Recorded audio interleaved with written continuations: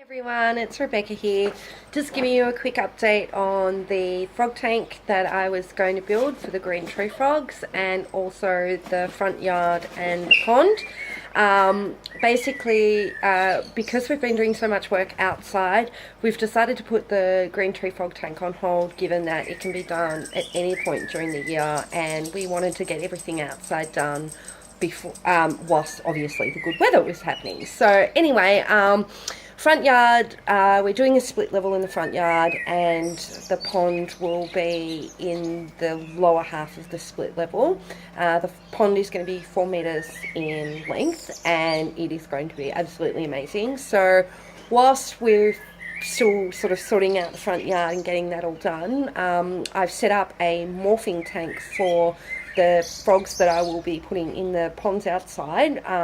So in the morphing tank I have brown tree frog and also spotted marsh tadpole, and the idea is that you bring them to the point of just before they become frog and come out onto land, and then you put them into the ponds out the front, and what will happen is that they'll kind of think that's kind of like their home pond, and they will endeavour to try and come back to breed there every year. So yeah, just a quick view I'll give you now of the morphing tank.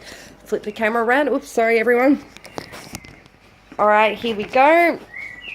This is the morphing tank. Pretty basic really at the end of the day, but it serves its purpose.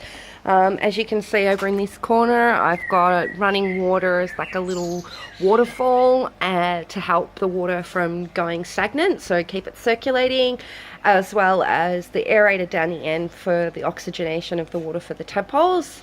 Also lots of nice vegetation so that the tadpoles can get their food source from. And if we come down here, we'll see a few tadpoles swimming around. There's a little brown tree just in the shot there. And also down in this corner, a whole heap of brown tree frog tadpoles, all like this corner over here. I have about 30 brown tree frog tadpole and about 50 spotted marsh tadpole. And if I give this big clump of grass just here a shake up, we will see the spotted marsh tadpoles start swimming out. Maybe not, they're all going to hide. Oh no, here they are, they're coming out. Really tiny little tadpole, you can just see in the bottom of the screen flying across that white piece of marble there in the corner.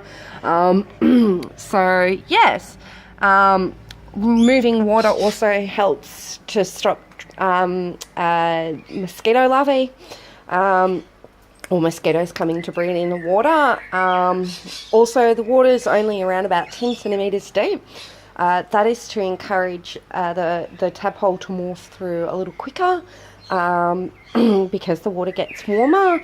So little bit of fact about the spotted marsh tadpole: spotted marsh can actually stay tadpole for 3 years if the water temperatures aren't right. So not necessarily not right, but if the water temperatures remain too cold throughout the warmer months of the year. So the shallower water, as suggested, helps heat it up and get morphing sooner. Alright, that's the morphing tank. We'll move out to the front to check out the front yard and the progression with that. Alright, we're now out in the front yard, and as you can see, there is a big pile of dirt. The big pile of dirt up the top in this section here is going to be the higher level of the split, and obviously this level down here is all in line with the concrete. We will be going off to Bunnings this afternoon to go and get the timber to make the retaining walls. And the ground was dug out on Saturday of Melbourne Cup weekend, 2015. Anyway, bit of a rundown. The original ponds used to sit here. They were there for approximately 5 years. So that was originally my main pond in that area there. And up the top here, you've got the fallen down wishing well, And right next to that, just in there, are currently still 2 ponds. The wishing well, I actually think, is in the smaller of the 2 ponds, or the shallower of the 2. Anyway, that pond will be dug up, and we will place a secondary pond down in this corner here in the garden bed. So there will be garden bed running along here, also a garden bed running here, and then up the fence line this side, up the fence line here, and between these 2 posts I'm going to put a chair for me to be able to sit out, or a bench for me to be able to sit on and watch over my ponds and garden. Then garden bed all the way back down to here. So anyway, as you can see, this area right here is currently where my pondy is going to be. As stated, it'll house spotted marsh, brown tree, and also ranadella.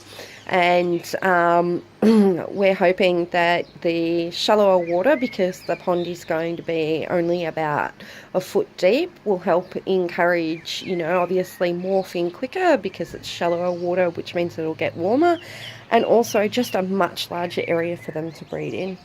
Anyway, as we go along, I'll give you more updates. If you like my videos, please like and subscribe. Thanks. Bye.